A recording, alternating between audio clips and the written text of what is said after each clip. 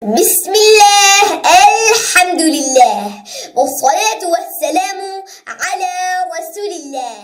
Assalamu alaikum. Read Al-Qur'an the easy way. Lesson number 16 on Ghunnah part 2. Ghunnah type 2. If there is shadda on mim, then also you have to recite it with Ghunnah. And remember, Ghunnah means two things.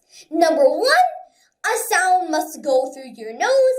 And number two, you must stretch the sound twice. So let's take an example. Over here, there is shadda on mim. So we must make Ghunnah. Thumma, thumma. So we have Ghunnah for mim with shadda also. Just like we have Ghunnah for noon with shadda, right? Now let's practice some frequently occurring words in the Qur'an that have mim with shadda on them. Also, repeat after me twice. Thumma, thumma, thumma. Mimma, mimma, mimma. Amma, amma, amma. Lamma, lamma, lamma. Wa'amma, wa'amma, wa'amma. Lahumma. Wait! Over here there are two help signs. Which one do we help? Oh yeah! We help the second meme, the one with shadda. Because shadda is a stronger help sign than the sukoon sign. Lahumma, lahumma, lahumma.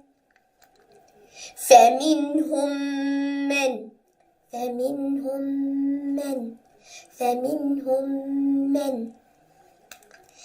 من موص من موص من موص من نعمة من نعمة من نعمة عذاب مهين عذاب مهين عذاب مهين شيء نحن شيء نحن شيء نحن.